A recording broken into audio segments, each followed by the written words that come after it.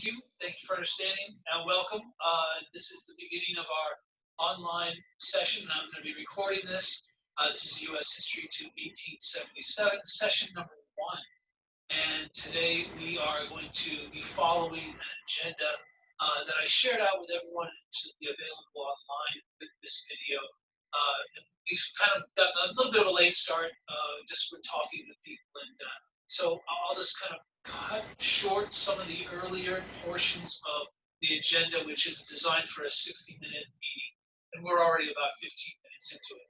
So I'll just do away with the introductions. I'm Tyler Ross, I'm instructor for U.S. History to 1877, and I'm really excited to walk through this first time through with you, and I want to thank you for joining this today.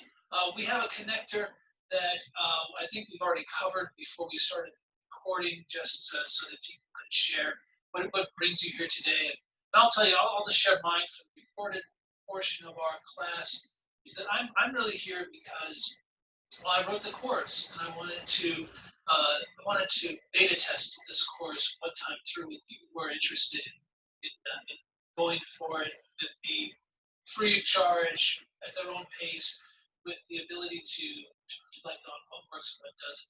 I'm also doing this because I think there's a really important space needed for discussions about distance learning in the post-COVID-19 era.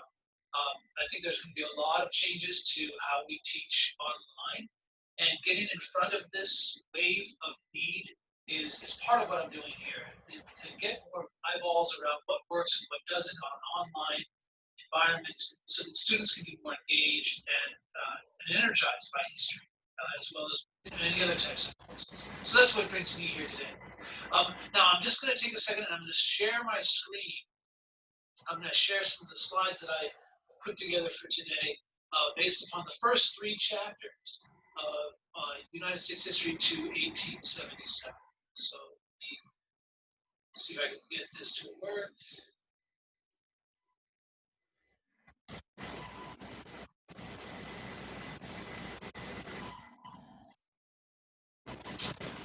All right, so MD, I'll call you MD. I know your name, but since this is being recorded, I won't call you out by what I know to be your real first name. MD, can you just give me a thumbs up or a yes that you can see my slides fairly well? Yes, I can see them. Okay, good. Thank you. Thank you. So let me see.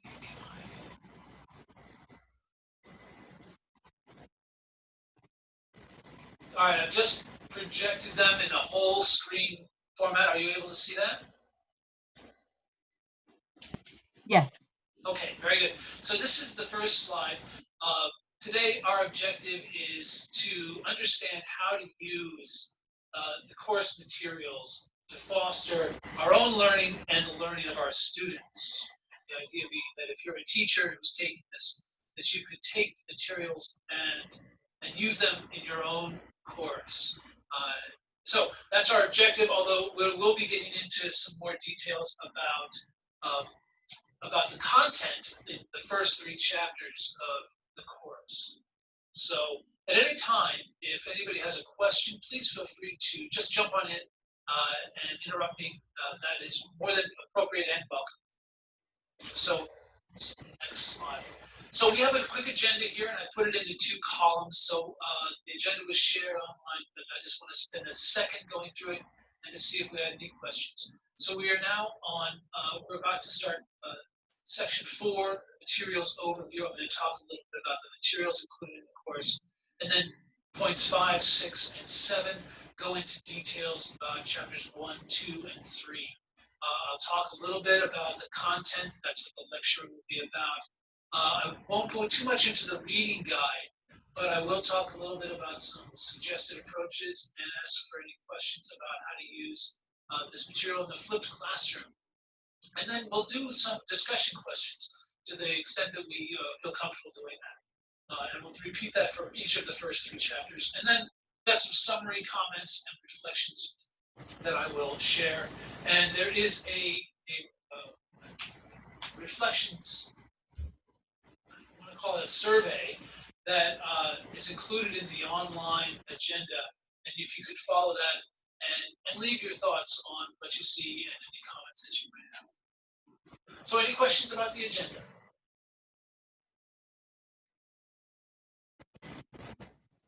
No. Thank you. Hearing no questions, I'm going to go on.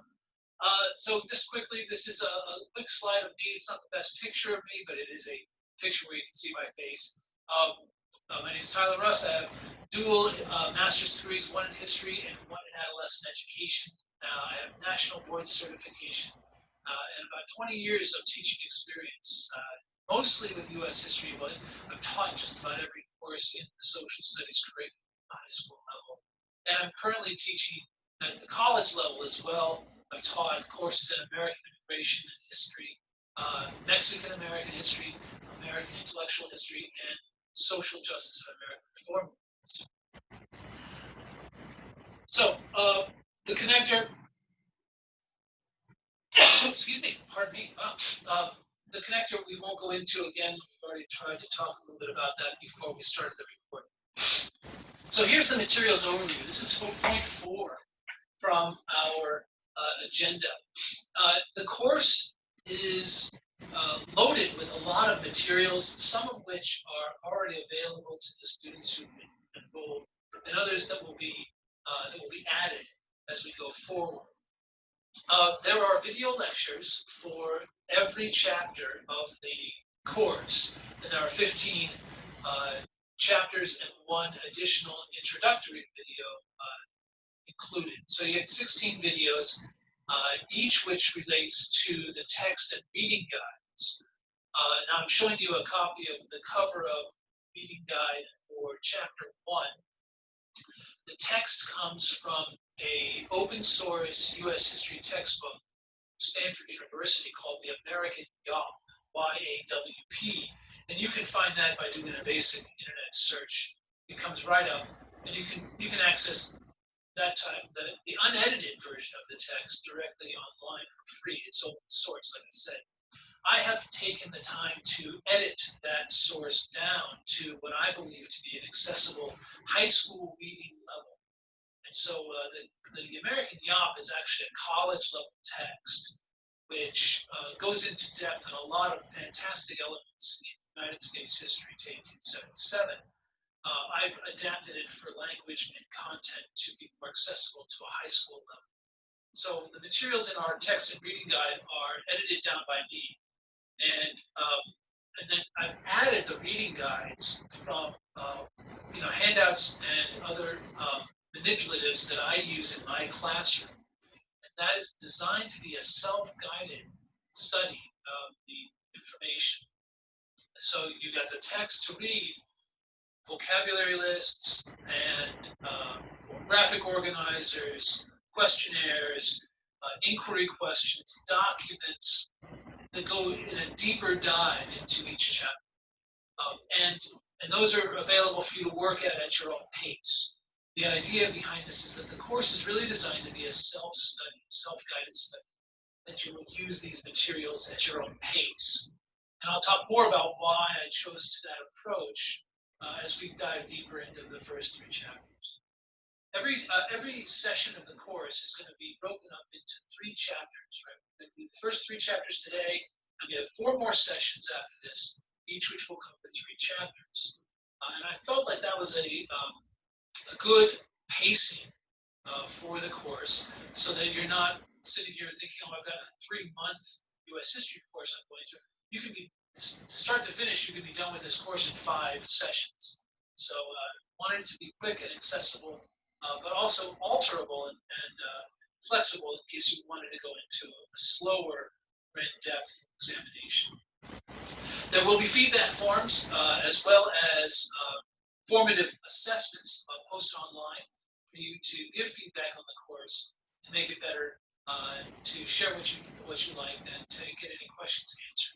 And I've also started a Facebook group on Facebook for this course, so that if you ever miss a session and you want to see a video, or you have a question and you want access to me, I will be on that Facebook group, and you can always, whenever you want, come back and ask a question about U.S. history after having taken the course. So part of signing up is that you get this open-ended access to a historian and to the course materials going. Okay, so that's the materials overview. That was point 4 on our agenda. Does anybody have any questions? No. Okay, very good. Thank you.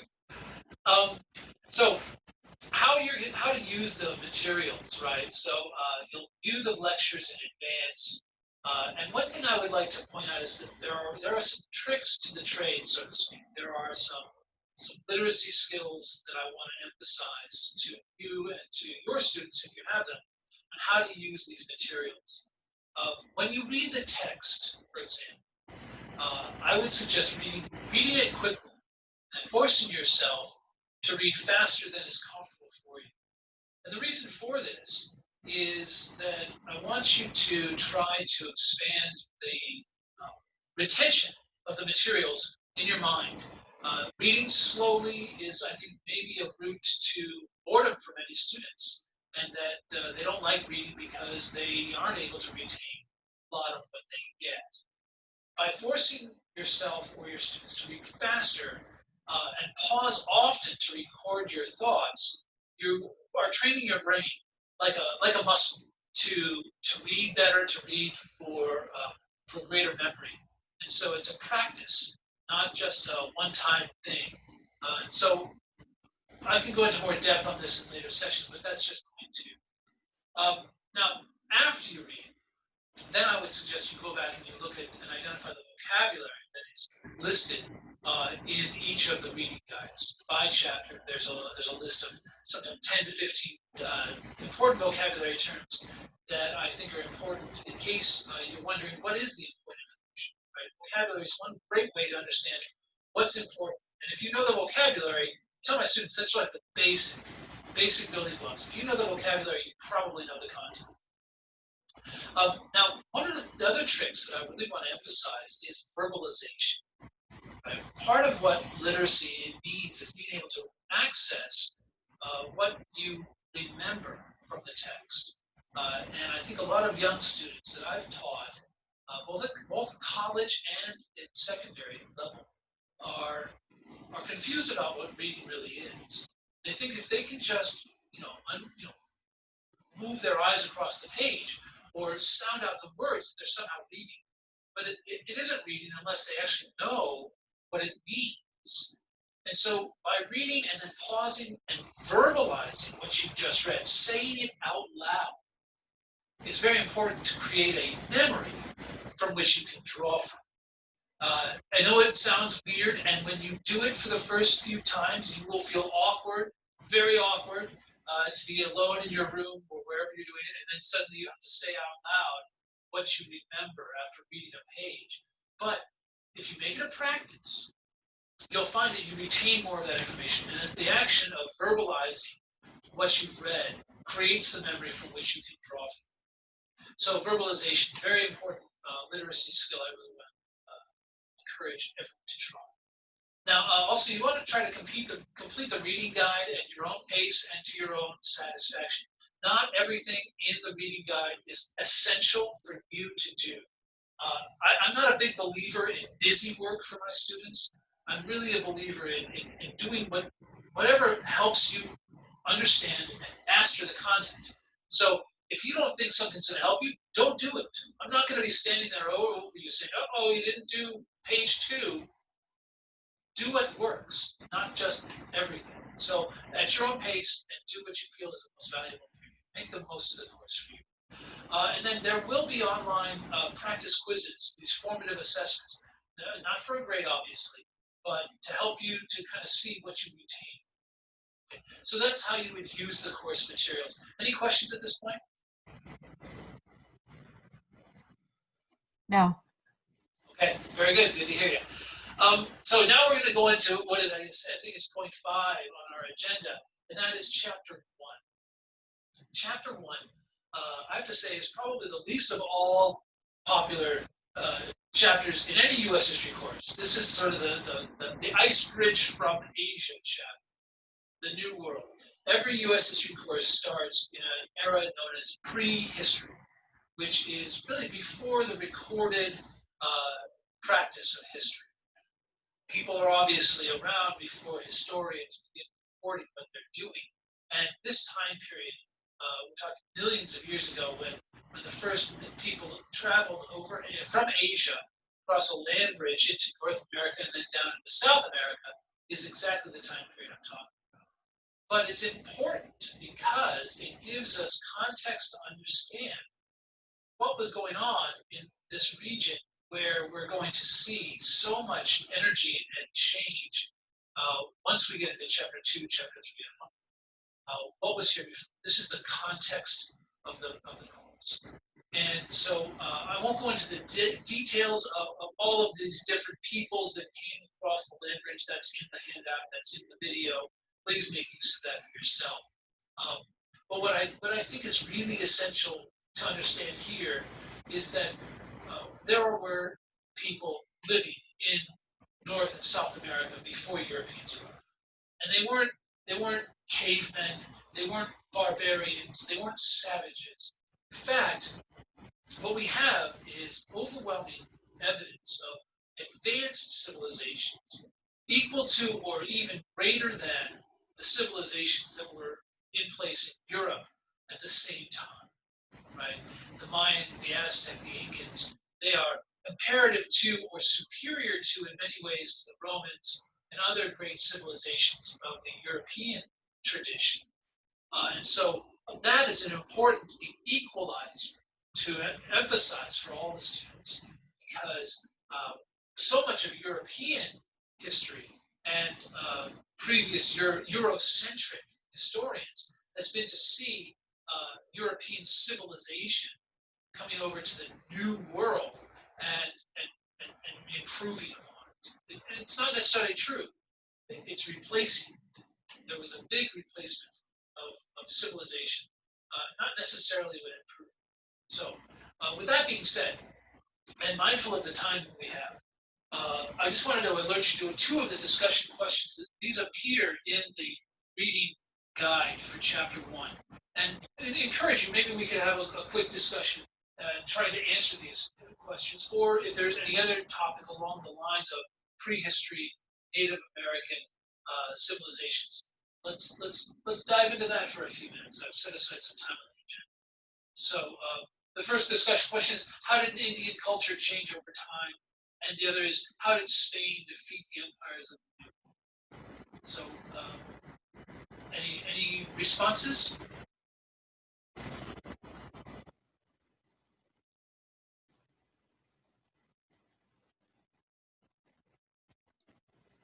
Okay. For the Indian culture changing over time, it was it their progression from being hunter-gatherers and nomads to actually establishing, villages and that type of thing? Yeah, exactly. And I think one of the important things to remember about the establishment of those settlements, those villages, is agriculture, right? Agriculture plays a huge role in all of American history. And here we see the beginning of agriculture. Nomadic peoples become tribal peoples and then grow into villages, cities, and civilizations through the domestication of crops, right? Through agriculture. And that's a big, big story. You're going to see a lot of changes and controversies in American history centered around agriculture. Cotton, wheat, barley, corn, all of these things are actually much more political and economic than we might see. It's not just about food. It's really about how do we live our lives, how do we structure our societies. So, agriculture. Good, very good. Can you think of any of these early civilizations and the agriculture that they developed? Well, as you mentioned, the corn or the maize, right? Maize. And I think of the Aztec culture when I think of that. I don't know why, but I do. Because they were the largest, and they definitely had, they they built their village, and it was huge, and it expanded over the whole area, which is now Mexico and the Yucatan Peninsula. So I wonder if, yeah, I know it wasn't just corn, but I wonder how they sustained. That's what their sustainability was. I mean, obviously they didn't at the end, but it was huge. The empire was huge, and how did they sustain? So, Very good. Yeah, I mean, their use of agriculture is pretty amazing, pretty advanced, and it's not just corn, right? It's not just maize. One of my favorites, chocolate, also comes from Latin America, from Central and South America. Chocolate becomes obviously a huge deal in bringing Europeans to the New World. These agricultural crops, which were domesticated by these early Native American civilizations, become some of the big cash crops of the world empires, right? Potatoes, corn, cotton, tobacco. They're all huge money makers. And without them, many of these early European settlers would never have survived. And so that's really, I think, both the push and the pull factors. People need these foods. They allow for growth of societies, and they really grow the population centers. We've seen millions of people living in North and South America, not because they're hunting, because they're growing. They're growing foods. Now, let's talk a little bit about Spain, right? So we can talk a little bit about maybe the first European contacts, right? Obviously, Columbus is a big figure, and not the first, right? Let's just get that out of the way. Not the first European to come to the New World. Not the first, African, Asian, or European to come to the New World. But Columbus definitely is significant because he represents the sort of the first empire to take hold, and he represents the Spanish. Even though he was Italian, he was in the service of the Spanish. And his arrival in the New World leads to huge changes that we're going to really get into in depth in chapter 1 and chapter 2. So, how, according to your own understanding, how does Spain defeat the empires of the New World? I think there's a couple of things. One is that obviously they brought in disease, which decimated a lot of people because they never had immunity to that type of thing or exposure to it. Something that we can relate to right now with COVID-19. But also they were open to welcoming them, unknowing that they had this mindset of basically, taking over. They welcomed them as, friends first, before they realized what their agenda really was. Right, very good. Yeah, there's a couple of things that they're using. Obviously, and very good. Yeah, you nailed it with the disease. Right, that is a huge part of the story here that is going to have lasting effects going forward. The arrival of European diseases decimates the Native American populations. So when we look at like 1492 with the arrival of Columbus, or even earlier with Leif Erikson or other Europeans who arrive, they bring disease with them, which spreads rampant throughout the populations of North and South America, and that weakens or eliminates entire civilizations.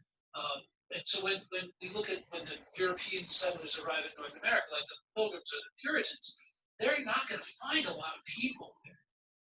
And they're going to think that this is somehow a gift from God. This new world is just waiting empty for Europeans to take it and do with as they please. But it wasn't empty.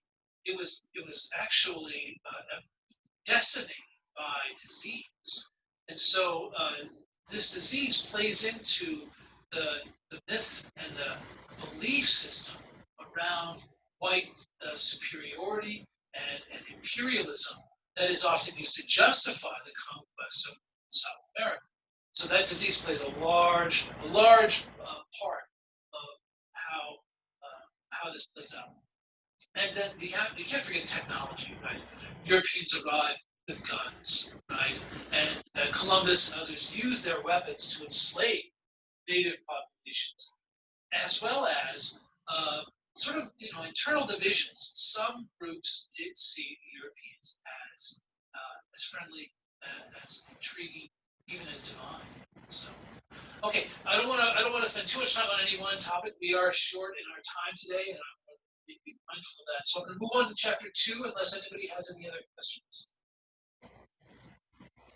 Okay. Feel free to jump in.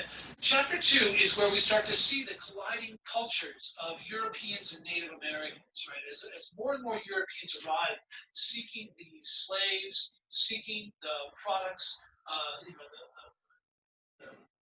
the corn, the potatoes, the other things that they want, we're going to see Native American populations pushing back, right? And here I've shared with you a picture that comes from the reading guide for chapter 2, and this actually shows, I think, a very interesting depiction of Native American populations from a European perspective. It's valuable to understand who this is written, who this is created for, because it tells us a little bit about the bias that they have about the people they're depicting here. This sketch showing John Smith and Powhatan, as he was called, shows how Europeans viewed Native Americans as monstrous, as large, as different from them.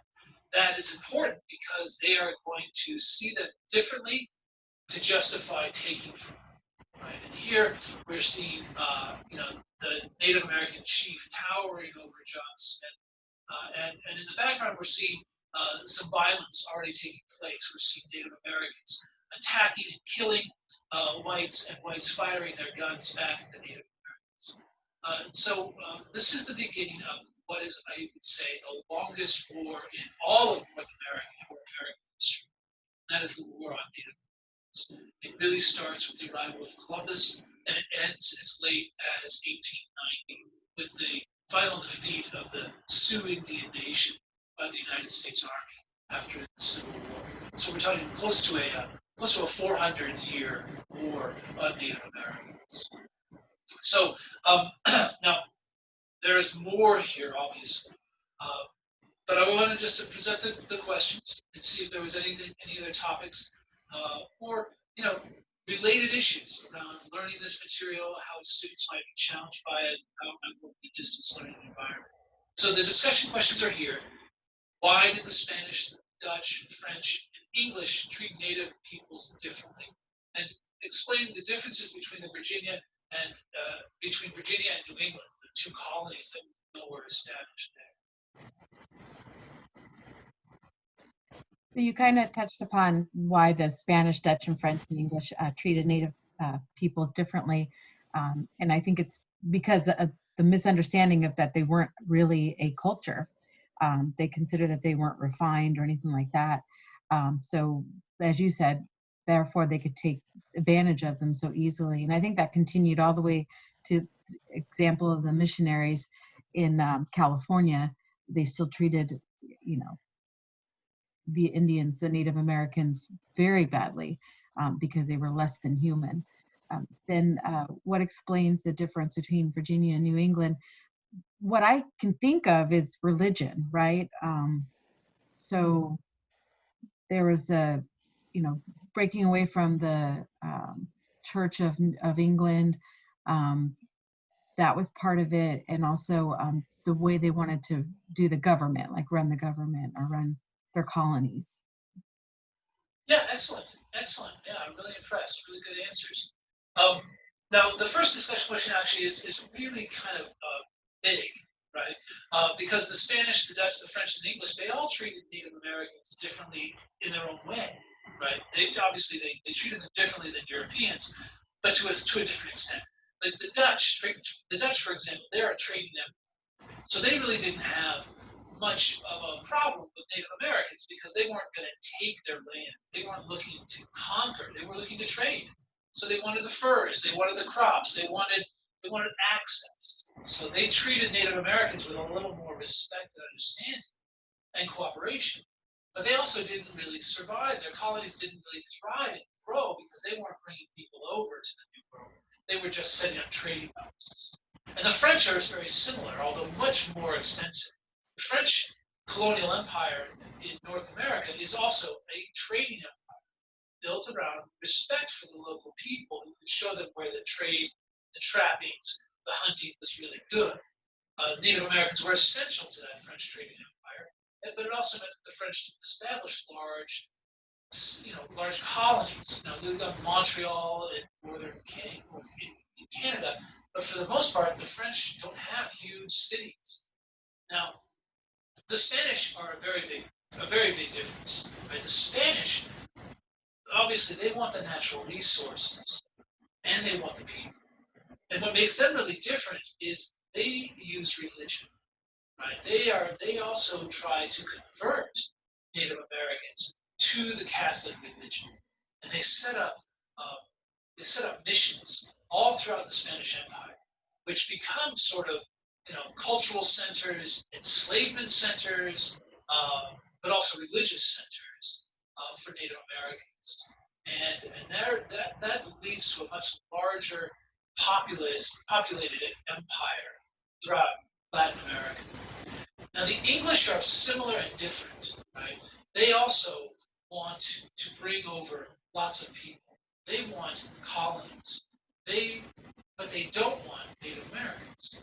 So they want to take the land and push out the Native Americans and bring in British colonists, like in Virginia and in New England. The difference between Virginia and New England is religion, yes, definitely. But also family. Family is a really big part of this.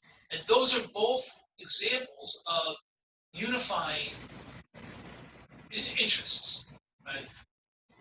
Virginia fails and New England succeeds because of these unifying interests. In Virginia, at the original Jamestown, they were all men. No women, no children, no religion. They came over for gold. And they jumped off the ship and they literally started digging holes in the ground. And they didn't find any gold because they were digging in a swamp in Virginia. And then they started to starve to death. There was no cooperation. There was no unifying anything. But in New England, at Plymouth, they had a unifying theme. They were there for God. They were there to reform the Church of England by their example. And they brought their children, they brought their women, they brought their families, and they were interested in surviving, not just getting rich and going home. So one of the lessons to be learned from Virginia and New England is that you have to be in it together. That you can't be out for number one. You can't be out just for yourself. The lesson of history is that in Virginia, they were out just for themselves and they starved. They died. In fact, they ate the dead. That's the failure of thinking just for yourself. Success in the American history comes from working together for everyone's best survival and nurturing. It's survival of the nurture. It's not survival of the things. Okay, I'm going to move on to our last section for today's first session, and that is Chapter 3, British North America.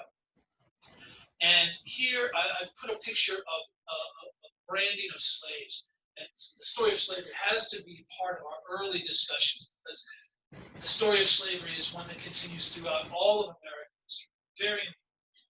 So the two discussion questions here is how did political turmoil in the 17th century in Britain influence life in the colonies? And how did geography influence slavery? So you can take any one or add another of your own. What do you think? What are some of your ideas on these questions? Well, slavery was, or indentured servant was used throughout history and not just in Britain or anything like that. It's been around forever, especially with the wars that were happening, and even the Roman Empire had slaves up, and so it was very common for the British to think that mindset of, oh, we need labor force over there, so it makes sense to have slave labor. I'm trying to think of the political turmoil of it. I don't really know. That's fine. That's okay. And Um, then about the geography, because obviously they were trying to expand from the East Coast, and the slavery started, I believe, in I want to say like the Virgin Islands, like that area there, and the Caribbean, and then it just made sense to expand from there. So I think from where they got the slaves in Africa, that was straight across, or as close as it can be. And that's Very where it good. started. Absolutely. Very good. Excellent. Excellent. Yeah, you're absolutely right. Um, so I might fill in about the political turmoil in England that's influencing life in the colonies. So the political turmoil in the 17th century is religious turmoil. Right? We're dealing with the Protestant Reformation. We're dealing with political wars over whose God is the best God. Right? Is the Pope in Rome the leader of the Christian believers, or can you have your own? So this political turmoil, of course, leads to the creation of the Anglican Church. If you remember, Henry VIII started his own church because he couldn't get a divorce. The Pope wouldn't give it to him, so he just started his own church.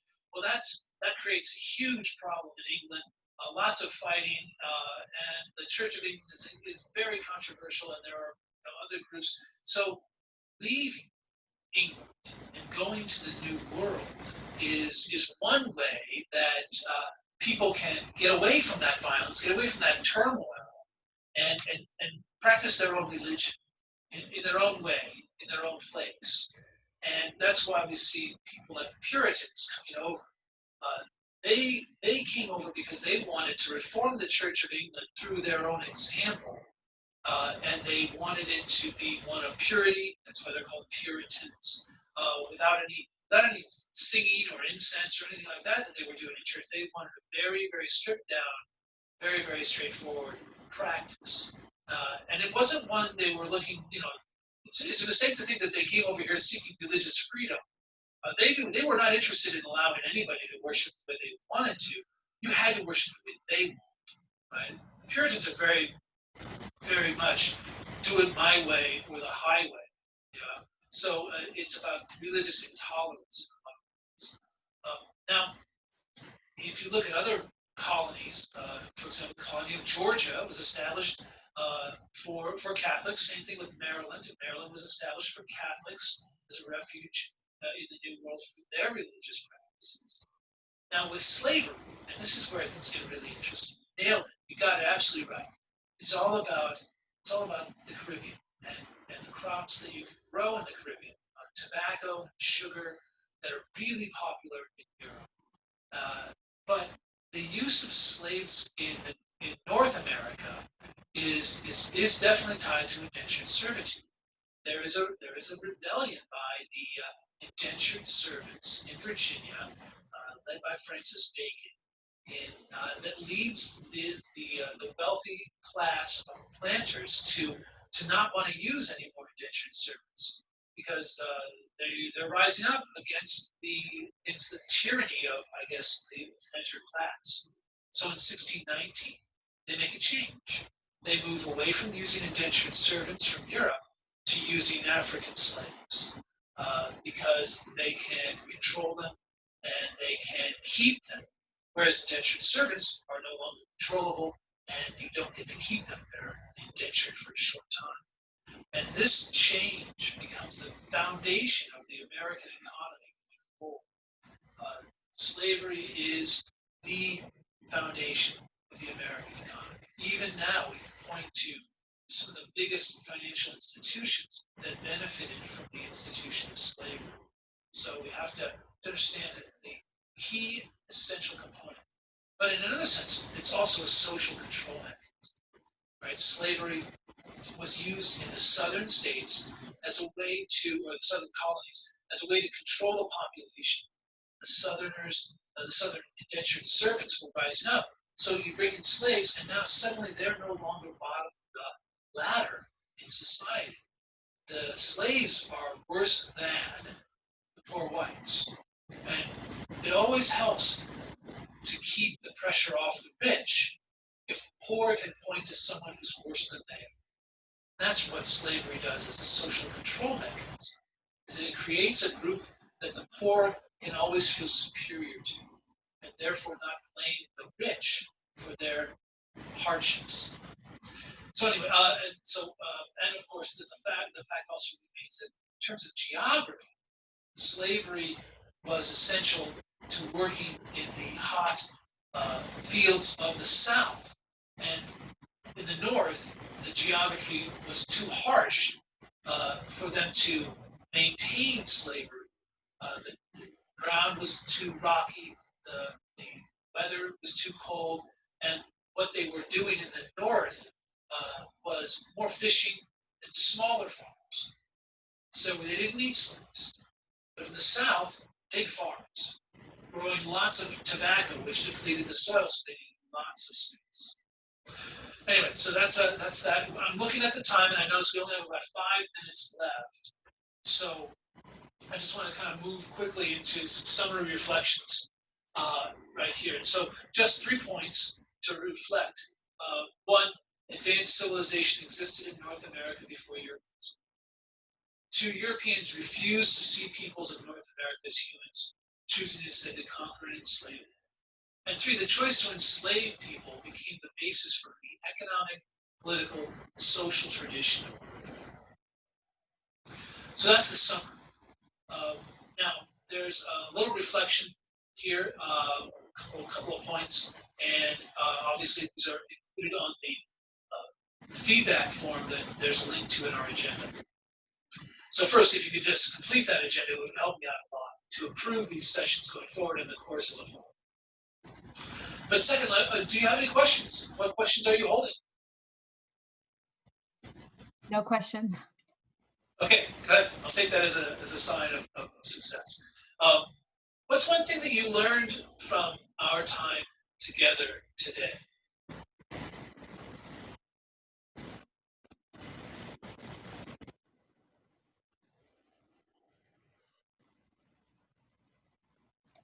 Did you want me to say something or reflect on it later? If you have something to say, if you need more time, it's okay. You don't have to. No, it's good. It was actually it was interesting to go a little bit more in depth on things that I thought I knew about, but not necessarily all the nuances. So that was helpful. And there's a lot more about the colonization that is ever covered, so that was very helpful to hear about those pieces. Yeah, so that was helpful. Well, is there anything that you want to know more about?